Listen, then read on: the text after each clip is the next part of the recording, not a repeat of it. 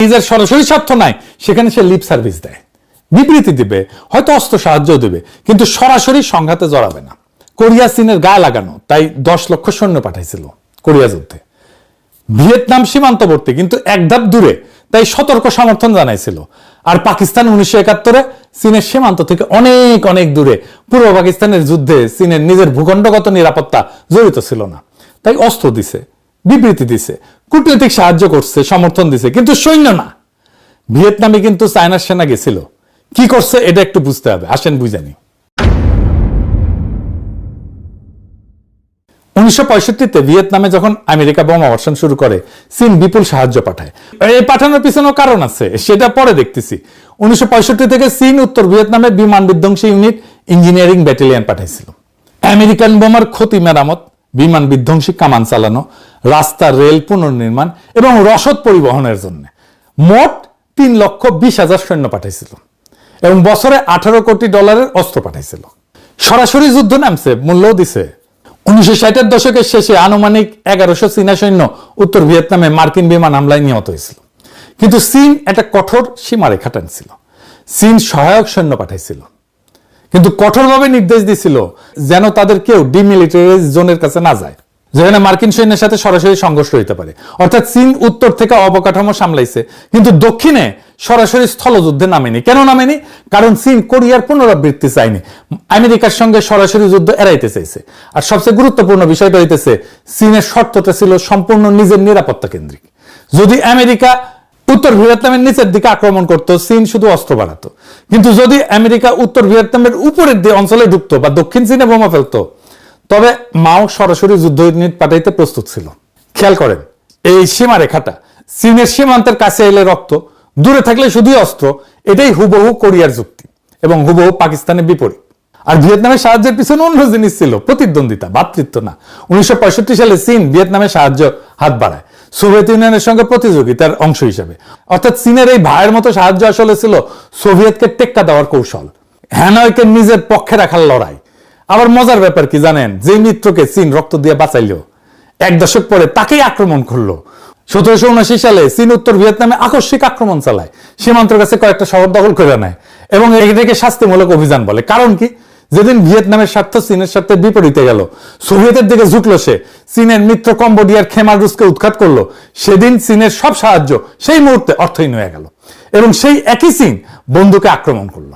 চীনের ভিয়েতনাম সাহায্য ছিল স্বল্প মেয়াদে সফল, কিন্তু দীর্ঘমেয়াদে ব্যর্থ। চীনের সমর্থন কখনোই আদর্শিক বা স্থায়ী না, সবসময় স্বার্থ নির্ভর এবং প্রত্যাহারযোগ্য। এটা মাথায় রাখতে হবে সবসময়। শুধু চীন না, সব রাষ্ট্রের ক্ষেত্রে এটা সত্য। রাষ্ট্র মানেই স্বার্থ, এই স্বার্থের বাইরে সে কখনোই যাবে না। ভিয়েতনামকে চীন রক্ত দিছে যতক্ষণ তার নিজের মানে চীনের নিরাপত্তা মার্কিন সীমান্তে আসা ঠেকানো পর্যন্ত ছিল, বা কৌশলগত স্বার্থ সোভিয়েতকে টেক্কা দেওয়া, এই স্বার্থটা পূরণ করছে ততক্ষণ। যখন ভিয়েতনাম সোভিয়েতের দিকে ঝুঁকছে আর চীনের স্বার্থের বিপরীতে গেছে, তখন সেই একই চীন তাকে আক্রমণ করলো। অর্থাৎ চীনের কাছে মিত্র একটা চলমান হিসাব, স্থায়ী কোনো বন্ধন না। চীন যাকে রক্ত দিয়ে বাঁচায় তাকে স্বার্থ বদলাইলে আক্রমণ করতে পারে, ভিয়েতনাম তার প্রমাণ। আর বাংলাদেশকে বাঁচাইতে চীন রক্ত দেবে না, সেনাও পাঠাইবে না, আমরা তার সীমান্তবর্তী না, শুধু অর্থনৈতিক স্বার্থ আছে। তার জন্য চীনের সার্বভৌমত্বের সমর্থন সত্যিকার অর্থে কিছুই মিন করে না। চীনের বন্ধুত্ব একটা শর্ত সাপেক্ষ চুক্তি, যতক্ষণ আপনি চীনের সাথে কাজে লাগতেছেন ততক্ষণে বন্ধু, যেদিন লাগবেন না সেদিন হয় উপেক্ষা পাকিস্তানের মতো 1971-এ, নয় আক্রমণ ভিয়েতনামের মতো 1979-তে। চীন রক্ত দেয় নিজের সীমান্তের জন্য, কোরিয়ায়, উত্তর ভিয়েতনামে, কিন্তু চীনের রক্তও বন্ধুত্বের গ্যারান্টি না। আব্দুল্লাহ আবু সাইদ উনি কহান, মানুষ তার স্বপ্নের সমান বড়। একইভাবে চীনের সমর্থন শুধু চীন না, যে কোনো রাষ্ট্রের সমর্থন তার স্বার্থের সমান বড়, তার চেয়ে 1 ইঞ্চি বেশিও না, কমও না। তাইলে বুঝেছেন নিশ্চয়ই, চীন আমাদের সার্বভৌমত্বের রক্ষক হইবে না। চীন ইন্ডিয়ারে ধমকাই দিলে, একটা ইন্ডিয়ার বিরুদ্ধে বিবৃতি দিলে ইন্ডিয়া দমে যাবে? যাবে না। দইমা গেলে 1971-এ যাইতো দমে, পাকিস্তান রক্ষা পাইতো, হয় নাই। যাই হোক, এখন আসি চীনের সাথে সম্পর্ক নিয়ে সবচেয়ে গুরুতর প্রশ্নের মুখোমুখি হই। কেউ এই আলাপটা করে না, কিন্তু এই আলাপ ছাড়া চীনের সাথে সম্পর্ক সম্ভবই না। দীর্ঘমেয়াদে এই জিনিসটা, এই প্রশ্নটার সামনাসামনি দাঁড়াইতে হবে। চীনের সাথে সম্পর্কে এই অস্বস্তিকর মোমেন্ট অফ ট্রুথ আসবে, সেটা কি আর কেমনি সেটা মোকাবেলা করব, সেটাই সবচেয়ে গুরুত্বপূর্ণ। এতক্ষণ যা বললাম সব অতীত আর বর্তমান, এবার ভবিষ্যতের একটা প্রশ্ন করি। যেটা থেকে কেউ পালাইতে পারবে না। চীনের সাথে সম্পর্ক রাখা প্রত্যেকটা দেশকে সামনে একটা মোমেন্ট অফ ট্রুথের মুখোমুখি হইতে হবে, সত্যের মুহূর্ত ফেস করতে হবে, আর সেই মুহূর্তের নাম তাইওয়ান। এটা কেন অনিবার্য? কারণ শি জিনপিংয়ের জীবনের সবচেয়ে বড় উচ্চাকাঙ্ক্ষাই হইল তাইওয়ানের সাথে চীনের একত্রীকরণ, পুনঃ একত্রীকরণ। এটাই চীনের ঘোষিত জাতীয় লক্ষ্য। তাই তাইওয়ান নিয়ে একটা সংঘাত, সামরিক হোক, চাপ প্রয়োগ হোক, অনিবার্য। আর অন্যদিকে কি আছে? আমেরিকা ঠিক এই একই তাইওয়ানকে ঘিরে চীনের বিরুদ্ধে একটা সামরিক বলয় বানায় রাখছে, যাকে বলা হয় ফার্স্ট আইল্যান্ড চেইন, প্রথম দ্বীপ শৃঙ্খল। জাপান, দক্ষিণ কোরিয়া, ফিলিপিন্স আর তার কেন্দ্রে তাইওয়ান। জাপানে তো 54,000 মার্কিন সেনা আছে, দক্ষিণ কোরিয়া 28,000 আছে মার্কিন সেনা, ফিলিপিন্সের 9টা ঘাঁটি আছে আমেরিকার। সবগুলা তাইওয়ান প্রণালীর দিকে তাক করা। মানে তাইওয়ান যুদ্ধ বাঁধলে সেটা শুধু চীন তাইওয়ান যুদ্ধ থাকবে না, পুরো অঞ্চল জ্বলে যাবে। সেই সময়টা কবে আসবে আমরা জানি না, কিন্তু অনিবার্যভাবে আসবে। এখন সে আসল প্রশ্নটা, সেই দিন বাংলাদেশ কি করবে? আমরা এখন একদিকে চীনের সাথে জড়াইতেছি, শেয়ার্ড ফিউচার, অর্থনৈতিক অঞ্চল, সম্ভাব্য অস্ত্র চুক্তি। আবার অন্যদিকে আমেরিকার সাথেও জড়াইতেছি, পোশাক রপ্তানির সবচেয়ে বড় বাজার, IMF আছে, নিরাপত্তা সংলাপ আছে, ট্যারিফের নেগোসিয়েশন আছে, বোয়িং কেনা আছে। দুই নৌকায় কিন্তু আমাদের পা। তাইওয়ানের সংঘাত বাঁধলে এই দুই নৌকা দুই দিকে টান দিবে। বাংলাদেশকে একটা পজিশন নিতে হবে, হয় চীনের পক্ষে নয় আমেরিকার পক্ষে। মাঝখানে দাঁড়ানোর জায়গা থাকবে না। ধরে নিলাম আমেরিকাকে খুশি করতে বাংলাদেশ একটা মাঝামাঝি পথ নিল, বললো যুদ্ধ খারাপ, এসব আলোচনার মাধ্যমে সমাধান হওয়া উচিত।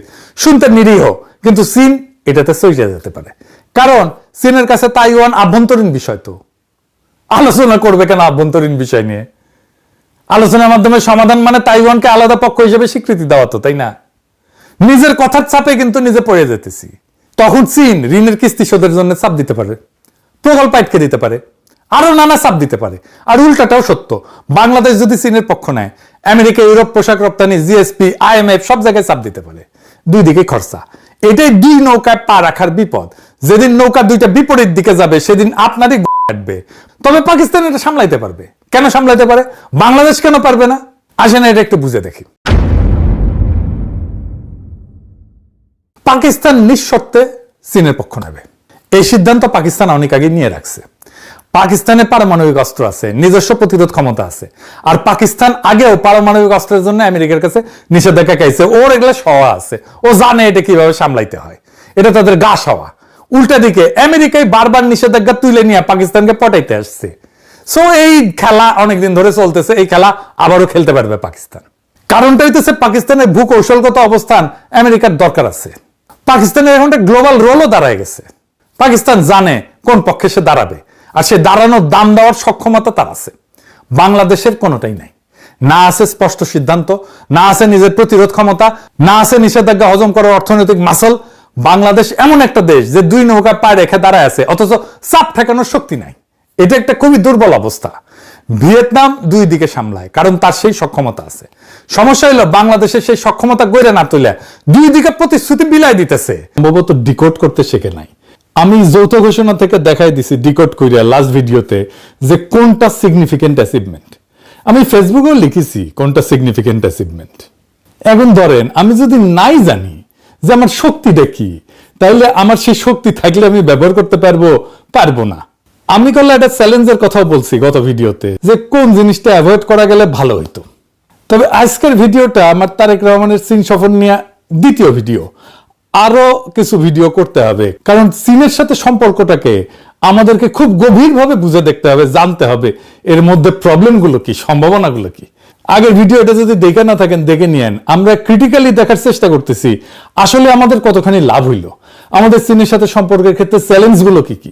এটা নিয়ে একদম শেষে, এই ভিডিওর শেষে আলোচনা করব। এইখানে বিরোধী দলের ভূমিকা রাখার জায়গা ছিল, কারণ চীনের সাথে কূটনৈতিক সম্পর্ক এত ডেলিকেট, এত সূক্ষ্ম, এইটা ম্যানেজ করে চলাটা খুব কঠিন একটা কাজ। ব্যক্তিগতভাবে ধরেন সাবেক কমিউনিস্ট হিসেবে চীনের যে কোনো সাফল্যে আমি খুশি হব। চীন আরো সমৃদ্ধি লাভ করুক, আমি সেটাই চাইবো। চীন যদি ভিন্ন জাতির লোকদের নাগরিকত্ব দিত, আমি আবেদন করতাম। কলে সত্যি সত্যি একটা কমিউনিস্ট দেশের নাগরিক হওয়া তো আমার জন্য স্বপ্নের মতো। কিন্তু রাষ্ট্র হিসেবে বাংলাদেশের জন্য বিষয়টা এত সোজা না, আবেগের বিষয় না। আমার জন্য যেমন আবেগের বিষয়, রাষ্ট্র বাংলাদেশের জন্য আবেগের বিষয় না। এমন ভাবে চীন বাংলাদেশের সম্পর্ককে প্রজেক্ট করা হইতেছে যেন চীন আমাদের ইন্ডিয়ার কবল থেকে রক্ষা করবে। আমাদের কেল্লা ফত হয়ে গেছে। বিশেষ কইরা শি জিনপিং এই সফরের শেষে কইছে যে বাংলাদেশে যে কোনো বিদেশি হস্তক্ষেপ প্রত্যাখ্যান করবে চীন।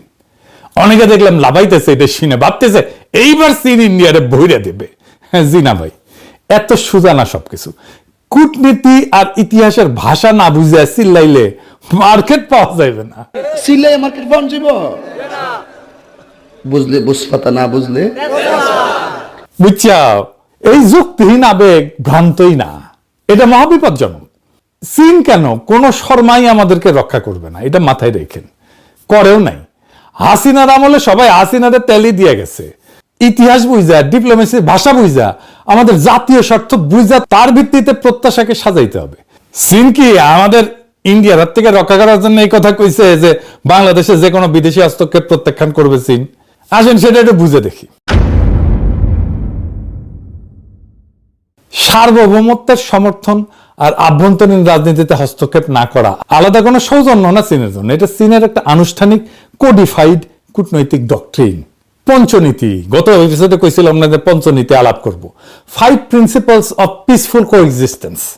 এই শব্দগুলোর পেছনে একটা 70 বছরের রাষ্ট্রীয় কাঠামো চিন্তাধারা আছে, একটা ডক্ট্রিন আছে। আমি গত ভিডিওতে বলছিলাম যে এটা ব্যাখ্যা করব। 5টা নীতি, এই পঞ্চনীতিটা কি এটা একটু স্পষ্ট করে বলি। আক্ষরিক অর্থে শান্তিপূর্ণ সহাবস্থানের 5 নীতি। নীতিগুলা হইল: 1, পারস্পরিক সার্বভৌমত্ব এবং ভূখণ্ডগত অখণ্ডতার প্রতি সম্মান। অর্থাৎ আমি তোমার সীমানা মানি, তুমি আমার সীমানা মানো, কেউ কারো ভূখণ্ড নিয়ে প্রশ্ন তুলব না। 2, পারস্পরিক অনাক্রমণ, কেউ কাউকে আক্রমণ করবে না। 3, একে অপরের আভ্যন্তরীণ বিষয়ে হস্তক্ষেপ করবে না। তোমার দেশ কিভাবে চলবে, কে শাসন করবে, মানবাধিকার, গণতন্ত্র, নির্বাচন কেমন হবে, এ নিয়ে আমি কোনো কথা বলবো না, তুমিও আমার বিষয়ে কথা বলবা না। 4, সমতা এবং পারস্পরিক স্বার্থ, সম্পর্ক হবে সমান সমান, উভয়ের লাভ। 5, শান্তিপূর্ণ সহাবস্থান, ভিন্ন ব্যবস্থার রাষ্ট্র পাশাপাশি শান্তিতে থাকবে। এইবার আসেন এই পঞ্চনীতির ইতিহাসটা জানি, কারণ এটা না জানলে এই নীতির আসল মানেটা ধরা যাবে না। পঞ্চনীতির ইতিহাসটা কি?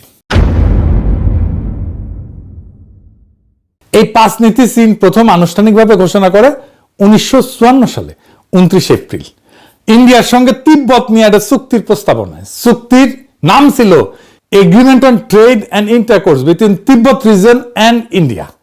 তারপরে সেই বছর জুনে চৌ এন লাই ইন্ডিয়া এবং বার্মা সফর করে নেহেরুর সাথে যৌথ বিবৃতিতে এইটাকে শুধু দ্বিপাক্ষিক না, গোটা এশিয়ার সম্পর্কের কাঠামো হিসেবে ঘোষণা করেন।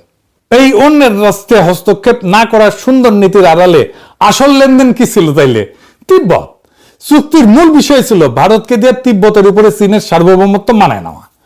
অর্থাৎ তোমার আভ্যন্তরীণ বিষয় আমি নাক গলাবো না। এই কথার মানে দাঁড়াইলো তিব্বত আমার আভ্যন্তরীণ বিষয়, তুমিও সেখানে নাক গলায় না। পঞ্চনীতি জন্ম থেকেই ছিল চীনের সার্বভৌমত্ব দাবিকে বৈধতা দেওয়ার হাতিয়ার। ইন্ডিয়ার সাথে এই চুক্তির পরে ইন্ডিয়ানরা স্লোগান দেয় হিন্দি চিনি ভাই ভাই। স্লোগান যাদের সঙ্গে সেই ইন্ডিয়ার সঙ্গে মাত্র 8 বছর পরে 1962 সালে চীন যুদ্ধ জড়ায় যায়। চুক্তির মেয়াদ ছিল 8 বছর, 62তে সেটা নবায়ন হয়নি, আর সেই বছরই ইন্ডিয়ার সাথে যুদ্ধ শুরু হয়ে যায় চীনের।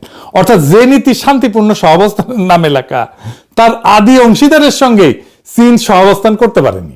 এরই প্রমাণ পঞ্চনীতি সম্পর্কের কোনো গ্যারান্টি না। বোঝা গেছে এই নীতি চীনের জন্য আসলে কি কাজ করে? বাইরে থেকে এটা শোনায় উদার, সম্মানজনক, ছোট রাষ্ট্রের পক্ষে, কিন্তু ভেতরে একটা কৌশলগত যুক্তি আছে। একটা পরাশক্তির মুখে হস্তক্ষেপ, আভ্যন্তরীণ রাজনীতিতে হস্তক্ষেপ না করা মানে আসলে দুইটা জিনিস বোঝায়। একদিকে এটা চীনকে রক্ষা কবচ দেয়। চীন যখন বলে আভ্যন্তরীণ বিষয়ে কেউ নাক গলাবে না, তখন সে আসলে নিজের জিনজিয়াং, তিব্বত, হংকং, তাইওয়ান নিয়ে পশ্চিমা সমালোচনার দরজা বন্ধ করে দেয়। অন্য রাষ্ট্রে হস্তক্ষেপ এখানে চীনের নিজের জন্য একটা ঢাল, অন্যদিকে ছোট রাষ্ট্রের জন্য এটা প্রলোভন। হাসিনার সাথে চীন এভাবে ডিল করছে। পশ্চিম যখন বাংলাদেশে হাসিনাকে মানবাধিকার, নির্বাচন, সুশাসন নিয়ে শর্ত দিছিল, চাপ দিছে, তখন চীন বলে তোমার ঘরের ব্যাপার তোমার, আমি টাকা দিব, প্রশ্ন করব না। এটা চাপের মুখে থাকে সরকারের কাছে, এর চেয়ে ভীষণ স্বস্তিদায়ক জিনিস আর কি হইতে পারে? কিন্তু এই স্বস্তির দাম আছে। বিনিময়ে আপনাকে চীনের সার্বভৌমত্বের সংজ্ঞা মানতে হবে। তাইওয়ান চীনের, তিব্বত চীনের জিনজিয়াং নিয়ে প্রশ্ন করা যাবে না। এই স্ক্রিপ্ট সবাইকে শুনাইছে চীন। 1954-তে নেহেরুকে শুনাইছে, 1960-এর দশকে পাকিস্তানকে শুনাইছে, 2001-2002 সালে খালেদা জিয়াকে শুনাইছে, 2024-এ হাসিনাকে শুনাইছে, 2025-এ প্রফেসর ইউনূসকে শুনাইছে, আর 2026-এ তারেক রহমানকে শুনাইছে। সরকার বদলায়, দল বদলায়, আদর্শ বদলায়, চীনের বাক্যটা কিন্তু বদলায় না।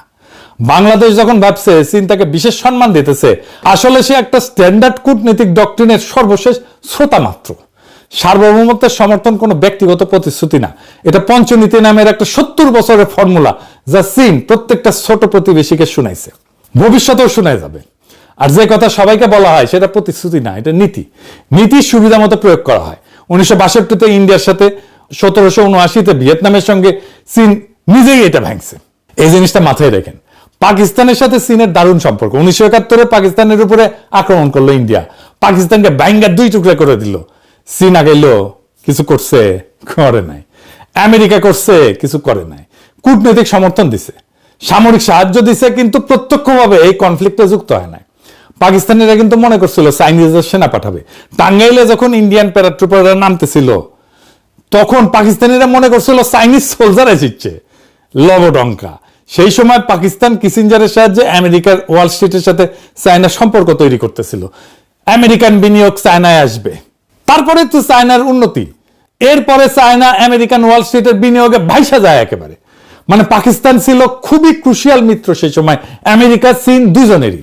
সেই পাকিস্তানকেই বাঁচায় নাই কেউ। এমন ভাবে বাঙ্গুরা চায়নারে প্রজেক্ট করতেছে যেন চায়না আমাদের স্বাধীনতা সার্বভৌমত্বের রক্ষা কবচ। হুঁশে আসেন ভাইজান, দুনিয়ার কোনো দেশ আপনাকে বাঁচাইবে না যদি না নিজে আপনার বাঁচার ক্ষমতা থাকে। 1971-এ পাকিস্তানের হাত থেকে ইন্ডিয়া বাঁচানোর কাফারা দিতেছি না এতদিন। দোহাই লাগে, কখনো কাউরে এইভাবে ডাইকেন না নিজের সার্বভৌমত্ব স্বাধীনতা রক্ষায়। আপনার স্বাধীনতা সার্বভৌমত্ব রক্ষায় আরেকজন রাষ্ট্রকে যদি লাগে, তার মানে আপনি স্বাধীনও না, সার্বভৌমও না। এই চিন্তা আমাদের মাথা থেকে বাদ দিতে হবে। আমার এই কথা অনেকের শুনতে খারাপ লাগবে, তিতা লাগবে। আমরা আমাদের নিজেদের সামরিক শক্তি দিয়ে নিজেদের স্বাধীনতা সার্বভৌমত্ব রক্ষা করতে যদি না পারি, কেউ এসে এটা রক্ষা করে দেবে না। এটা মাথায় রেখেন, ইরান থেকে শিক্ষা নেন। এবার আসেন, বুঝে নেই চায়না কি আসলেই সামরিকভাবে সরাসরি সেনা পাঠায় অন্য দেশে সাহায্য করে নাকি করে না। করছে। চীন কোরিয়া যুদ্ধে সেনা পাঠাইছিল, কিন্তু পাকিস্তানে পাঠায় নাই। কেন? এই তফাৎটা বুঝতে হবে। এই তফাৎটা বুঝলে আপনি চায়নারে বুঝবেন, সে কেন কি কাজ করে সেটা বুঝবেন, এই মজা পাইবেন কলে। চীন তখনই সরাসরি যুদ্ধ নামে যখন সেই যুদ্ধে সরাসরি নিজের নিরাপত্তা স্বার্থ জড়িত। কোরিয়ায় চীন কেন নামছিল? আদর্শিক ভ্রাতৃত্বের জন্য না। মাও স্পষ্ট বলছিল, যদি আমরা যুক্তরাষ্ট্রকে পুরা কোরিয়া দখল করতে দিই, আমাদের প্রস্তুত থাকতে হবে যে যুক্তরাষ্ট্র চীনের বিরুদ্ধে যুদ্ধ ঘোষণা করবে। অর্থাৎ মার্কিন সৈন্য চীনের সীমান্ত ইয়ালু নদীতে পৌঁছে যাচ্ছিল। এটা ছিল চীনের নিজের দরজায় হুমকি। মাঞ্চুরিয়ার শিল্প কেন্দ্র বিপন্ন হয়ে যাইতেছিল। চীন নিজেকে বাঁচাইতে গেছিল, উত্তর কোরিয়াকে বাঁচাইতে যায় নাই। উত্তর কোরিয়া বাঁচাটা ছিল বাই প্রোডাক্ট বা উপজাত। এই যুদ্ধে মাও সেতুং এর পোলা কিন্তু মারা গেছিল বিমান আক্রমণে, বোমা খেয়ে। চীন অন্য দেশে রক্ত দেয়, কিন্তু নিজের সীমান্ত, নিজের নিরাপত্তা, নিজের কৌশলগত গভীরতার জন্য দেয়। চীন দূরবর্তী মিত্রের জন্য রক্ত দেয় না, সেনা পাঠায় না। যেখানে নিজের সরাসরি স্বার্থ নাই সেখানে সে লিপ সার্ভিস দেয়, বিবৃতি দিবে, হয়তো অস্ত্র সাহায্য দিবে, কিন্তু সরাসরি সংঘাতে জড়াবে না। কোরিয়া চীনের গায়ে লাগানো, তাই 10 লক্ষ সৈন্য পাঠাইছিল কোরিয়া যুদ্ধে। ভিয়েতনাম সীমান্তবর্তী, কিন্তু এক ধাপ দূরে, তাই সতর্ক সমর্থন জানাইছিল। আর পাকিস্তান 1971-এ চীনের সীমান্ত থেকে অনেক অনেক দূরে, পূর্ব পাকিস্তানের যুদ্ধে চীনের নিজের ভূখণ্ডগত নিরাপত্তা জড়িত ছিল না, তাই অস্ত্র দিছে, বিবৃতি দিছে, কূটনৈতিক সাহায্য করছে, সমর্থন দিছে, কিন্তু সৈন্য না। ভিয়েতনামে কিন্তু চায়নার সেনা গেছিল, কি করছে এটা একটু বুঝতে হবে। আসেন বুঝানি। 1965-তে ভিয়েতনামে যখন আমেরিকা বোমা বর্ষণ শুরু করে, চীন বিপুল সাহায্য পাঠায়। এই পাঠানোর পিছনেও কারণ আছে, সেটা পরে দেখতেছি। 1965 থেকে চীন উত্তর ভিয়েতনামে বিমান বিধ্বংসী ইউনিট, ইঞ্জিনিয়ারিং ব্যাটালিয়ন পাঠাইছিল। আমেরিকান বোমার ক্ষতি মেরামত, বিমান বিধ্বংসী কামান চালানো, রাস্তা রেল পুনর্নির্মাণ এবং রসদ পরিবহনের জন্য মোট 3,20,000 সৈন্য পাঠাইছিল এবং বছরে $18 কোটি অস্ত্র পাঠাইছিল। সরাসরি যুদ্ধ নামছে, মূল্যও দিছে। 1960-এর দশকের শেষে আনুমানিক 1100 চীনা সৈন্য উত্তর ভিয়েতনামে মার্কিন বিমান হামলায় নিহত হয়েছিল। কিন্তু চীন একটা কঠোর সীমারেখা টানছিল। চীন সহায়ক সৈন্য পাঠাইছিল, কিন্তু কঠোরভাবে নির্দেশ দিছিল যেন তাদের কেউ ডিমিলিটারাইজ জোনের কাছে না যায়, যেখানে মার্কিন সৈন্যের সাথে সরাসরি সংঘর্ষ হইতে পারে। অর্থাৎ চীন উত্তর থেকে অবকাঠামো সামলাইছে, কিন্তু দক্ষিণে সরাসরি স্থলযুদ্ধে নামেনি। কেন নামেনি? কারণ চীন কোরিয়ার পুনরাবৃত্তি চায়নি, আমেরিকার সঙ্গে সরাসরি যুদ্ধ এড়াইতে চাইছে। আর সবচেয়ে গুরুত্বপূর্ণ বিষয়টা হইতেছে, চীনের শর্তটা ছিল সম্পূর্ণ নিজের নিরাপত্তা কেন্দ্রিক। যদি আমেরিকা উত্তর ভিয়েতনামের নিচের দিকে আক্রমণ করত, চীন শুধু অস্ত্র বাড়াতো। কিন্তু যদি আমেরিকা উত্তর ভিয়েতনামের উপরের দিকে অঞ্চলে ঢুকতো বা দক্ষিণ চীনে বোমা ফেলতো, তবে মাও সরাসরি যুদ্ধ ইউনিট পাঠাইতে প্রস্তুত ছিল। খেয়াল করেন, এই সীমারেখাটা চীনের সীমান্তের কাছে এলে রক্ত, দূরে থাকলে শুধুই অস্ত্র। এটাই হুবহু কোরিয়ার যুক্তি এবং হুবহু পাকিস্তানের বিপরীত। আর ভিয়েতনামের সাহায্যের পিছনে অন্য জিনিস ছিল, প্রতিদ্বন্দ্বিতা, ভ্রাতৃত্ব না।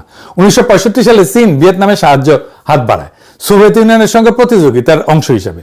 অর্থাৎ চীনের এই ভাইয়ের মতো সাহায্য আসলে ছিল সোভিয়েতকে টেক্কা দেওয়ার কৌশল, হ্যানয়কে নিজের পক্ষে রাখার লড়াই। আবার মজার ব্যাপার কি জানেন? যে মিত্রকে চীন রক্ত দিয়ে বাঁচাইলো, এক দশক পরে তাকেই আক্রমণ করলো। 1779 সালে চীন উত্তর ভিয়েতনামে আকস্মিক আক্রমণ চালায়, সীমান্তের কাছে কয়েকটা শহর দখল করে নেয় এবং এটাকে শাস্তিমূলক অভিযান বলে। কারণ কি?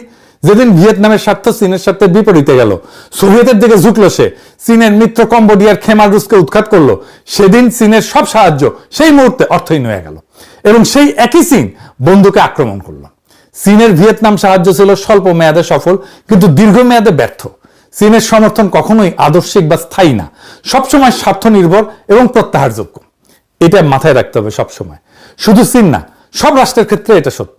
রাষ্ট্র মানেই স্বার্থ, এই স্বার্থের বাইরে সে কখনোই যাবে না। ভিয়েতনামকে চীন রক্ত দিছে যতক্ষণ তার নিজের মানে চীনের নিরাপত্তা মার্কিন সীমান্তে আসা ঠেকানো পর্যন্ত ছিল, বা কৌশলগত স্বার্থ সোভিয়েতকে টেক্কা দেওয়া, এই স্বার্থটা পূরণ করছে ততক্ষণ। যখন ভিয়েতনাম সোভিয়েতের দিকে ঝুঁকছে আর চীনের স্বার্থের বিপরীতে গেছে, তখন সেই একই চীন তাকে আক্রমণ করলো। অর্থাৎ চীনের কাছে মিত্র একটা চলমান হিসাব, স্থায়ী কোনো বন্ধন না। চীন যাকে রক্ত দিয়ে বাঁচায় তাকে স্বার্থ বদলাইলে আক্রমণ করতে পারে, ভিয়েতনাম তার প্রমাণ। আর বাংলাদেশকে বাঁচাইতে চীন রক্ত দেবে না, সেনাও পাঠাইবে না, আমরা তার সীমান্তবর্তী না। শুধু অর্থনৈতিক স্বার্থ আছে, তার জন্য চীনের সার্বভৌমত্বের সমর্থন সত্যিকার অর্থে কিছুই মিন করে না। চীনের বন্ধুত্ব একটা শর্ত সাপেক্ষ চুক্তি, যতক্ষণ আপনি চীনের স্বার্থে কাজে লাগতেছেন ততক্ষণে বন্ধু, যেদিন লাগবেন না সেদিন হয় উপেক্ষা, পাকিস্তানের মতো 1971-এ, নয় আক্রমণ ভিয়েতনামের মতো 1979-তে। চীন রক্ত দেয় নিজের সীমান্তের জন্য, কোরিয়ায়, উত্তর ভিয়েতনামে, কিন্তু চীনের রক্ত বন্ধুত্বের গ্যারান্টি না। আব্দুল্লাহ আবু সাইদ উনি কহান, মানুষ তার স্বপ্নের সমান বড়। একইভাবে চীনের সমর্থন শুধু চীন না, যে কোনো রাষ্ট্রের সমর্থন তার স্বার্থের সমান বড়, তার চেয়ে 1 ইঞ্চি বেশিও না, কমও না। তাইলে বুঝেছেন নিশ্চয়ই, চীন আমাদের সার্বভৌমত্বের রক্ষক হইবে না। চীন ইন্ডিয়ারে ধমকায় দিলে, একটা ইন্ডিয়ার বিরুদ্ধে বিবৃতি দিলে ইন্ডিয়া দমে যাবে? যাবে না। দমে গেলে 1971-এ যাইতো দমে, পাকিস্তান রক্ষা পাইতো, হয় নাই। যাই হোক, এখন আসি চীনের সাথে সম্পর্ক নিয়ে সবচেয়ে গুরুতর প্রশ্নের মুখোমুখি হই। কেউ এই আলাপটা করে না, কিন্তু এই আলাপ ছাড়া চীনের সাথে সম্পর্ক সম্ভবই না। দীর্ঘমেয়াদে এই জিনিসটা, এই প্রশ্নটার সামনাসামনি দাঁড়াইতে হবে। চীনের সাথে সম্পর্কে এই অস্বস্তিকর মোমেন্ট অফ ট্রুথ আসবে, সেটা কি আর কেমনি সেটা মোকাবেলা করব, সেটাই সবচেয়ে গুরুত্বপূর্ণ। এতক্ষণ যা বললাম সব অতীত আর বর্তমান। এবার ভবিষ্যতের একটা প্রশ্ন করি, যেটা থেকে কেউ পালাইতে পারবে না। চীনের সাথে সম্পর্ক রাখা প্রত্যেকটা দেশকে সামনে একটা মোমেন্ট অফ ট্রুথের মুখোমুখি হইতে হবে, সত্যের মুহূর্ত ফেস করতে হবে। আর সেই মুহূর্তের নাম তাইওয়ান। এটা কেন অনিবার্য? কারণ শি জিনপিংয়ের জীবনের সবচেয়ে বড় উচ্চাকাঙ্ক্ষাই হইল তাইওয়ানের সাথে চীনের একত্রীকরণ, পুনঃ একত্রীকরণ। এটাই চীনের ঘোষিত জাতীয় লক্ষ্য। তাই তাইওয়ান নিয়ে একটা সংঘাত, সামরিক হোক, চাপ প্রয়োগ হোক, অনিবার্য। আর অন্যদিকে কি আছে? আমেরিকা ঠিক এই একই তাইওয়ানকে ঘিরে চীনের বিরুদ্ধে একটা সামরিক বলয় বানায় রাখছে, যাকে বলা হয় ফার্স্ট আইল্যান্ড চেইন, প্রথম দ্বীপ শৃঙ্খল। জাপান, দক্ষিণ কোরিয়া, ফিলিপিন্স আর তার কেন্দ্রে তাইওয়ান। জাপানে তো 54,000 মার্কিন সেনা আছে, দক্ষিণ কোরিয়া 28,000 আছে মার্কিন সেনা, ফিলিপিন্সের 9টা ঘাঁটি আছে আমেরিকার। সবগুলা তাইওয়ান প্রণালীর দিকে তাক করা। মানে তাইওয়ান যুদ্ধ বাঁধলে সেটা শুধু চীন তাইওয়ান যুদ্ধ থাকবে না, পুরো অঞ্চল জ্বলে যাবে। সেই সময়টা কবে আসবে আমরা জানি না, কিন্তু অনিবার্যভাবে আসবে। এখন সে আসল প্রশ্নটা, সেই দিন বাংলাদেশ কি করবে? আমরা এখন একদিকে চীনের সাথে জড়াইতেছি শেয়ার্ড ফিউচার, অর্থনৈতিক অঞ্চল, সম্ভাব্য অস্ত্র চুক্তি, আবার অন্যদিকে আমেরিকার সাথেও জড়াইতেছি, পোশাক রপ্তানির সবচেয়ে বড় বাজার, IMF আছে, নিরাপত্তা সংলাপ আছে, ট্যারিফের নেগোসিয়েশন আছে, বোয়িং কেনা আছে। দুই নৌকায় কিন্তু আমাদের পা। তাইওয়ানের সংঘাত বাঁধলে এই দুই নৌকা দুই দিকে টান দিবে। বাংলাদেশকে একটা পজিশন নিতে হবে, হয় চীনের পক্ষে নয় আমেরিকার পক্ষে। মাঝখানে দাঁড়ানোর জায়গা থাকবে না। ধরে নিলাম আমেরিকাকে খুশি করতে বাংলাদেশ একটা মাঝামাঝি পথ নিল, বললো যুদ্ধ করা, এসব আলোচনার মাধ্যমে সমাধান হওয়া উচিত। শুনতে নিরীহ, কিন্তু চীন এটাতে চলে যেতে পারে, কারণ চীনের কাছে তাইওয়ান আভ্যন্তরীণ বিষয়। তো আলোচনা করবে কেন আভ্যন্তরীণ বিষয় নিয়ে? আলোচনার মাধ্যমে সমাধান মানে তাইওয়ানকে আলাদা পক্ষ হিসেবে স্বীকৃতি দেওয়া, তো তাই না? নিজের কথার চাপে কিন্তু নিজে পড়ে যেতেছি। তখন চীন ঋণের কিস্তি শোধের জন্য চাপ দিতে পারে, প্রকল্প আটকে দিতে পারে, আরো নানা চাপ দিতে পারে। আর উল্টাটাও সত্য, বাংলাদেশ যদি চীনের পক্ষ নেয়, আমেরিকা, ইউরোপ, পোশাক রপ্তানি, GSP, IMF সব জায়গায় চাপ দিতে পারে। দুই দিকে খরচা। এটাই দুই নৌকায় পা রাখার বিপদ। যেদিন নৌকা দুইটা বিপরীত দিকে যাবে সেদিন আপনারই কাটবে। তবে পাকিস্তান এটা সামলাইতে পারবে। কেন সামলাইতে পারে, বাংলাদেশ কেন পারবে না? আসেন এটা একটু বুঝে দেখি। পাকিস্তান নিঃশর্তে চীনের পক্ষ নেবে, এই সিদ্ধান্ত পাকিস্তান অনেক আগে নিয়ে রাখছে। পাকিস্তানের পারমাণবিক অস্ত্র আছে, নিজস্ব প্রতিরোধ ক্ষমতা আছে। আর পাকিস্তান আগেও পারমাণবিক অস্ত্রের জন্য আমেরিকার কাছে নিষেধাজ্ঞা খাইছে। ওর এগুলো সওয়া আছে, ও জানে এটা কিভাবে সামলাইতে হয়, এটা তাদের গা সওয়া। উল্টা দিকে আমেরিকায় বারবার নিষেধাজ্ঞা তুলে নিয়ে পাকিস্তানকে পটাইতে আসছে। সো এই খেলা অনেকদিন ধরে চলতেছে, এই খেলা আবারও খেলতে পারবে পাকিস্তান। কারণটা হইতেছে পাকিস্তানের ভূকৌশলগত অবস্থান আমেরিকার দরকার আছে। পাকিস্তানের এখন একটা গ্লোবাল রোলও দাঁড়ায় গেছে। পাকিস্তান জানে কোন পক্ষে সে দাঁড়াবে, আর সে দাঁড়ানোর দাম দেওয়ার সক্ষমতা তার আছে। বাংলাদেশের কোনোটাই নাই। না আছে স্পষ্ট সিদ্ধান্ত, না আছে নিজের প্রতিরোধ ক্ষমতা, না আছে নিষেধাজ্ঞা হজম করার অর্থনৈতিক মাসল। বাংলাদেশ এমন একটা দেশ যে দুই নৌকায় পায়ে রেখে দাঁড়ায় আছে, অথচ চাপ ঠেকানোর শক্তি নাই। এটা একটা খুবই দুর্বল অবস্থা। ভিয়েতনাম দুই দিকে সামলায়, কারণ তার সেই সক্ষমতা আছে। সমস্যা হলো বাংলাদেশের সেই সক্ষমতা গড়ে না তুলে দুই দিকে প্রতিশ্রুতি বিলাই দিতেছে, মানে খোলামকুচির মতো যে যা যাইতেছে তাই দিতেছে। সক্ষমতা ছাড়া ভারসাম্য হয় না, হয় শুধু ঝুঁকি। চীনের সাথে সম্পর্ক করেন, বাণিজ্য করেন, বিনিয়োগ নেন, অবশ্যই নেন, কিন্তু চীনকে রক্ষা কবচ ভাবেন না। ইতিহাস বুঝা, ডিপ্লোমেসির ভাষা বুঝা, নিজের জাতীয় স্বার্থ বুঝা তার ভিত্তিতে প্রত্যাশাকে সাজান। আগামী এপিসোড চীনের সাথে বাণিজ্য সম্ভাবনা নিয়ে, বিনিয়োগ নিয়ে আলাপ করব। চীনের সাথে অনেক আলাপ হইতেছে, অনেক প্রকল্প হইতেছে, এইগুলো নিয়ে আলাপ করব। ফাইনালি আসেন আমরা ভাবি কিভাবে আমরা কোনো দিকে একেবারে না ঝুইকা বাংলাদেশের সর্বোচ্চ স্বার্থ রক্ষা করতে পারি। ওইখানে আমাদের কাজ করতে হবে। জনগণকে কোনো ভুল বার্তা দেওয়া যাবে না, সেটা যতই মিঠা হোক, শুনতে যতই ভালো লাগুক, যতই চমকপ্রদ হোক, যতই জনপ্রিয় হোক, এমন কোনো প্রতিশ্রুতি দেওয়া যাবে না যার কোনো বাস্তব ভিত্তি নাই। তাইলে 1971-এ পাকিস্তান যেমন মারা খাইছিল, আমরা আবার সেই মারা খাবো। এক নেড়া যেন দুইবার বেলতলায় না যায়। বাংলাদেশের মানুষের শুধু স্বার্থ রক্ষাই যথেষ্ট না, বাংলাদেশের মানুষের আজাদিও দরকার। ইনকিলাব জিন্দাবাদ।